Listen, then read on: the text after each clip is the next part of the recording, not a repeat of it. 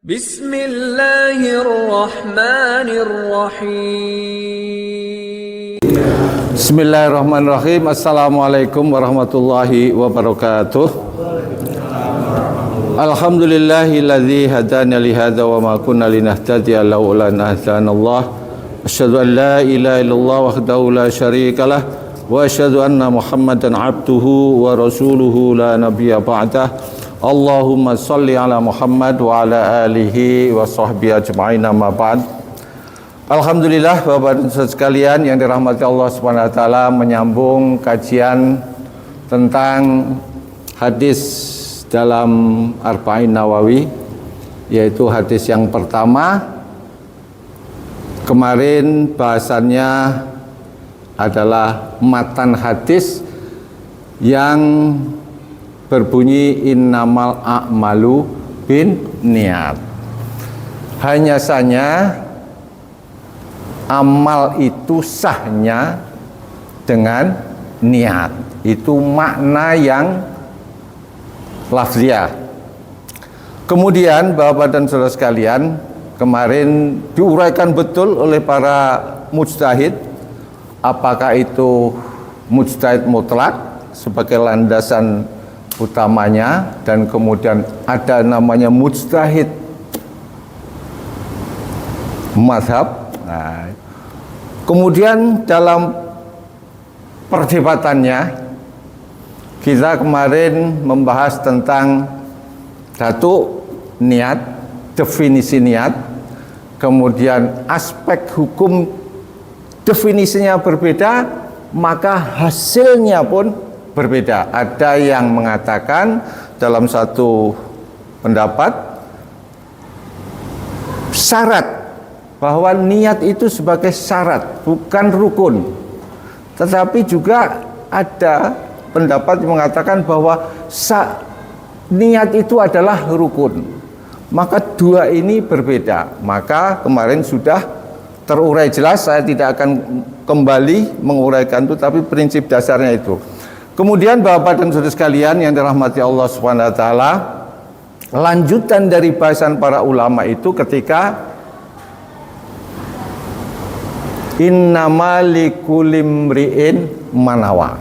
Nah, ini lanjutan dari matan hadis innama a'malu binniyat wa innama likulli imri'in manawa. Bapak dan Saudara sekalian yang dirahmati Allah Subhanahu wa taala, makna dari innama likulli imri'in manawa hanya saja bahwa setiap orang itu mendapat pahala atau mendapat nilai yang diniatkan itu sesuai dengan apa yang diniatkan. Nah, ini maka ketika membahas ini, Bapak dan Saudara sekalian, digandeng betul dari rangkaian hadis ke depan yang dari depan tadi. Maka jatuhlah kepada kita pembahasan tentang fungsi niat. Nah, karena innamal likulli imri'in manawa, hanya saja setiap orang itu akan mendapat pahala dari apa yang diniatkan. Nah, kemudian dibahas betul, Pak. Maka di sana ketika membahas ini satu itu adalah fungsi niat. Fungsi niat. Nah, fungsi niat dibahas betul, Pak, para ulama. Wah, kalau begitu pasti ada fungsinya dong niat itu. Nah, karena rangkaian kemarin yang saya jelaskan itu niat itu ternyata ada ajaran agama yang wajib niat, yang harus ada, tapi ada aturan agama nggak usah niat juga sah. Maka ada fungsinya dong kalau begitu. Ini para ulama dalam bahas secara detailnya itu begitu. Pasti ada fungsinya ini. Maka Bapak dan Saudara sekalian yang rahmat Allah, fungsi niat sekarang. Nah, kita membahas fungsi niat. Ini bacaannya cuma dikit, Pak. Innamal likulli imri'in manawa. Maka di sini ada fungsi niat. Dalam bahasan para ulama, fungsi niat itu ada yang mengatakan 4, ada yang mengatakan 3. Tapi ini pokoknya saya ambilkan, fungsi niat adalah membedakan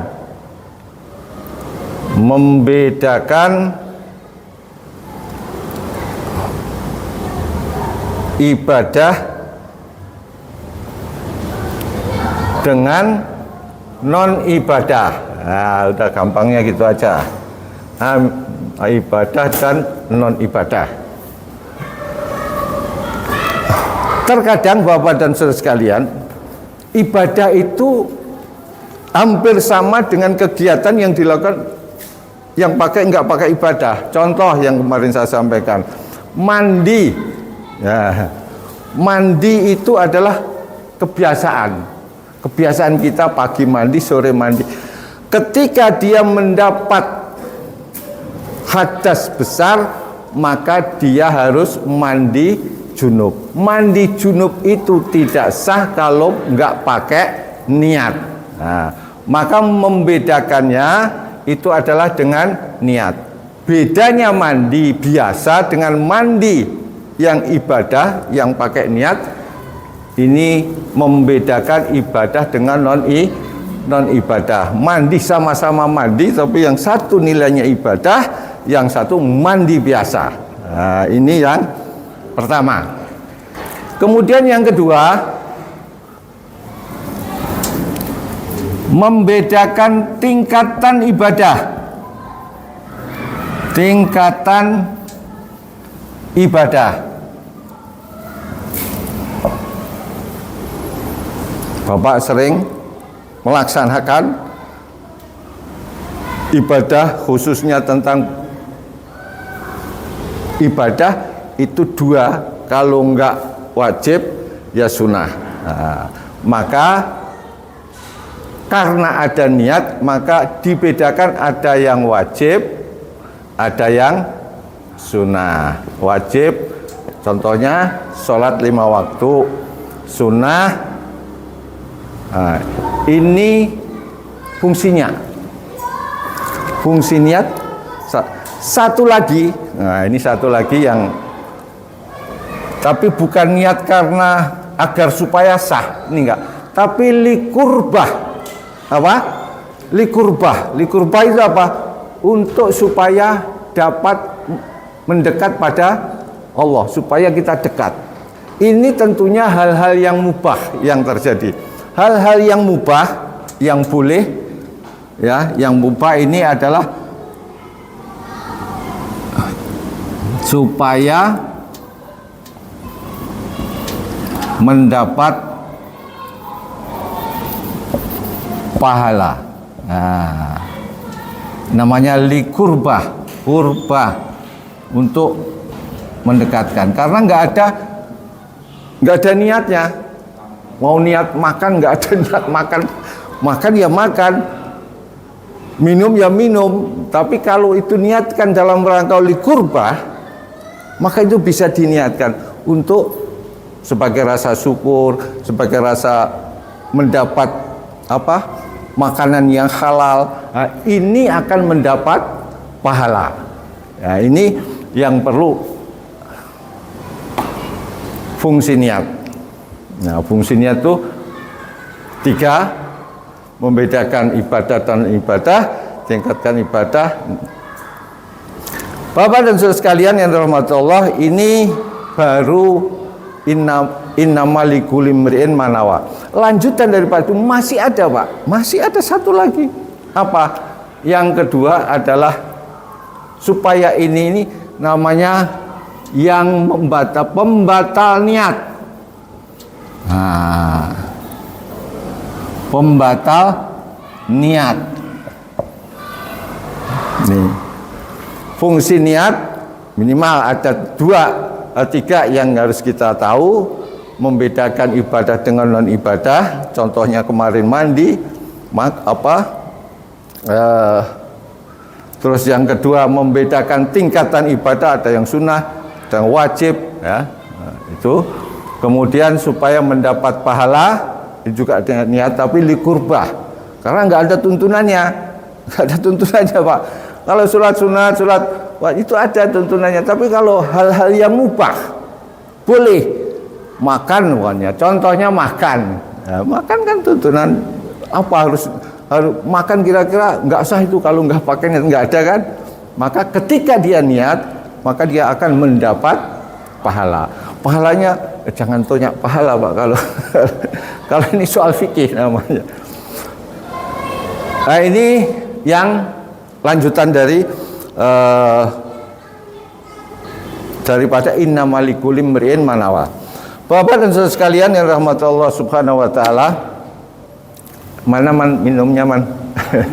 Alhamdulillah. Sampai di sini ada yang ini nanti pembatal niat. Nah, sesudah ini pembatal niat. Supaya lebih ini nanti bisa dibagi pembatal niat. Minum, udah minum. Enggak ada. Bapak dan saudara sekalian yang dirahmati Allah Subhanahu wa taala, tentang pembatal niat. Pembatal niat ya sama seperti hal-hal yang berkaitan dengan suatu amalan. Ketika dia batal niatnya, maka batal pula amalannya. Nah, ini batal pula amalannya. Ini yang perlu kita pahami. Oleh karena itu Bapak dan saudara sekalian yang dirahmati Allah Subhanahu wa taala, pembatal niat itu satu, qad bahasanya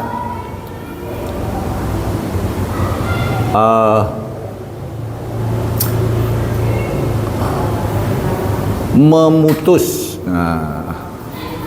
Memutus niat.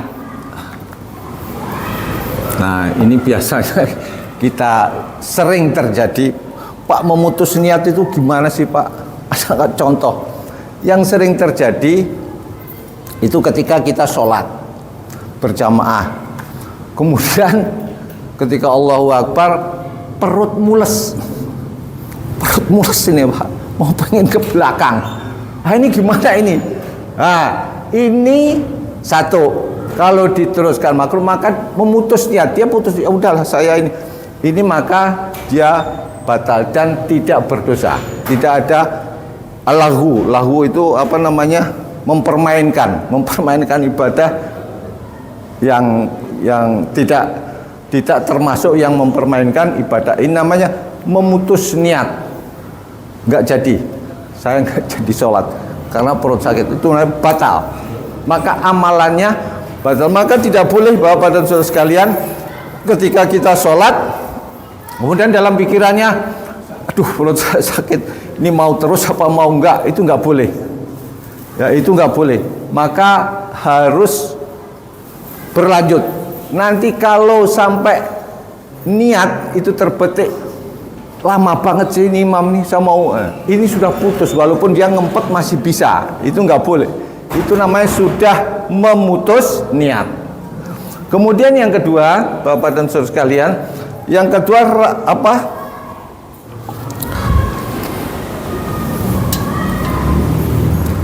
Ragu atau menggantungkan niat. Dia ragu atau menggantungkan niat. Yang sering saya sampaikan itu ketika kita sholat ya, ketika sholat jamaah atau sendiri nggak apa-apa, terserah, tapi ragu, lihat jam aja, tinggal 1 menit 20 mau sholat, nyampe enggak ya, nanti kalau timan komat gimana kan. Maka ketika ya udahlah kalau begitu sholat aja, Allahu Akbar. Maka ketika sampean ragu itu sudah batal niatnya. Karena enggak, namanya niat itu qasdu syai'in, bener-bener qasdu, kuat. Kalau sudah ragu itu bukan niat namanya. Nah, ini namanya niat. Atau sholat enggak apa-apa, tapi sebelumnya sudah ngomong Allah Akbar, nanti kalau Mbah Himin datang ke rumah bawa, pokoknya datang nanti saya batalkan. Itu walaupun sampean sholat sudah batal, itu sudah batal. Jadi nggak boleh menggantungkan atau kepada niat ya sudah lillahi ta'ala aja, Allahu Akbar. Nanti kalau ada tamu kan atau siapa, suaranya kita dikencangkan. Jadi bukan membatalkan, tapi ngasih tahu yang datang supaya yang tahu itu, oh Pak Saifuddin lagi sholat. Ketika dia sholat, Allahu Akbar. Kemudian Mbak Imin dorong-dorong, Bismillahirrahmanirrahim, Alhamdulillahirabbil alamin. Kencengin supaya lagi sholat. Nah, atau ketika takbir Allahu Akbar, oh lagi sholat. Jadi begitu anunya apa? Diulangi. Nanti orang-orang, wah ini pamer, bukan pamer, itu memberitahu. Ketimbang tadi belum apa-apa sudah, nah itu ragu atau menggantungkan niat. Nah ini sampai di sini Bapak dan Saudara sekalian ada dua hal. Soalnya nanti ini satu lagi ada tasrikun niyah. Ya, tasrikun niyah. At-tasrikun niyah. Ya, itu namanya penggabungan niat. Ya, ada pertanyaan?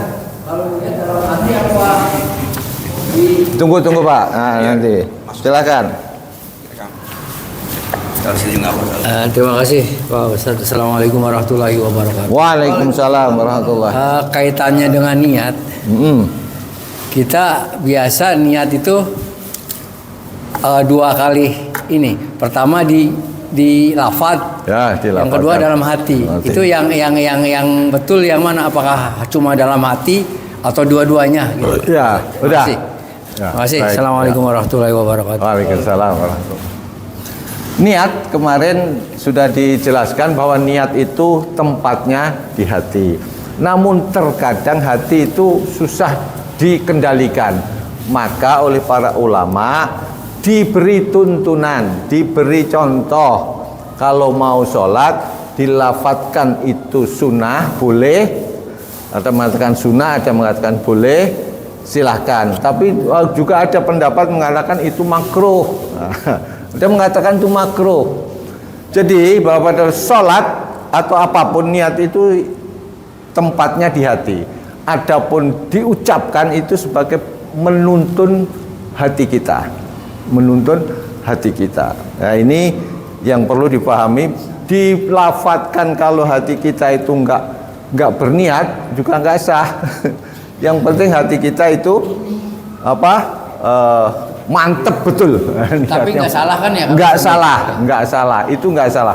Diniatkan juga nggak salah. Di dalam hati nggak salah. Dilafatkan juga tidak salah. Kemarin sudah bahasan tentang mahalun niat.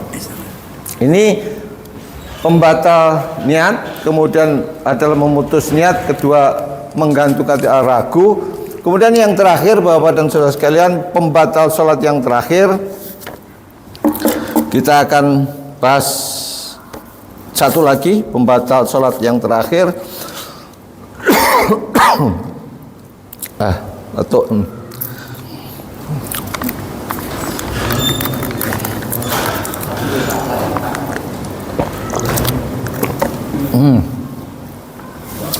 Merubah niat. Tiga, merubah niat. Udah tengah-tengah jalan sampean merubah niat. Nah ini tidak mutlak, perubahannya itu beda-beda. Kalau fardu ke sunnah itu fardunya masih boleh, sunnahnya batal. Ada yang sunnah ke sunnah itu satunya boleh, satunya batal. Kalau wajib ke sunnah itu atau sunnah ke wajib, maka dua-duanya batal. Wajib ke wajib batal semuanya. Jadi ini ada tiga: wajib ke wajib, wajib ke sunnah, terus sunnah ke sunnah. Ini sunnah ke wajib. Nah, wajib ke wajib ini batal. Wajib ke sunnah sah salah satu, sah. Sunnah ke sunnah ada dua, ada kan batal karena ini ada beberapa catatan. Sunnah ke batal juga. Nah, ini yang pernah dialami Pak Hardi. Merubah niat. Niatnya tahiyatul masjid kok terus kemudian beralih ke fardu, ke lohor. Itu nggak boleh, nggak sah itu. Supaya sahnya gimana? Kan umpamanya kita datang, Allahu Akbar, sholat tahiyatul masjid. Teman-teman kita yang belakang ikut pakai dianggap sholatnya itu sholat lohor, sholat fardu, maka ngikut Allahu Akbar. Wah, saya ini gimana nih? Yang ikut saya ini mesti dikatain saya sholat lohor. Kemarin sholat lohor banyak ini. Mana ini saya mau rubah nanti batal. Maka yang baik, yang agar sah, sholatnya dilanjutkan tahiyatul masjid tadi 2 rakaat. Begitu 2 rakaat, assalamualaikum warahmatullahi, assalamualaikum, gantian mundur, nyeplek salah satu, ganti makmum. Jadi makmum itu ada 2 kemungkinan. Ada sholat dulu, ternyata di sini belum didirikan sholat lohor, boleh diganti. Nah, ini ketika kita sholat lohor sendiri, Allahu Akbar, ternyata ada orang geruduk komat diriin sholat ini jamaah, kita sudah sendiri sholat fardu. Waduh, gimana ini? Dirubah menjadi sholat sunnah tahiyatul masjid, itu boleh karena wajib ke sunnah. Jadi ini, nah kita kemudian sholat selesai, baru kita ikut jamaah bareng. Ini wajib ke wajib. Ini tanya Pak Ustadz, saya dulu kan pernah mengalami waktu itu kan puasa, saya pulang kampung, terus ada masjid, saya buka, kan sudah azan tuh kan, tiba-tiba dicolek, komat lah orang itu, nggak ada imam. Saya justru imam, bapaknya yang imam gitu kan, enggak, saya imam. Pas sudah terakhir, udah datang orang itu siapa yang imam? Jadi akhirnya sholat lagi. Gimana? Kalau terakhir ada datang, ya datang yang aslinya orang situlah. Aslinya orang imam, ya. Kalau imam ada namanya imam rawatib. Imam rawatib itu imam yang sudah biasa yang ini. Tapi itu nggak merubah niat, Pak. Nggak apa-apa. Sunnah sah semuanya, ya sah semuanya.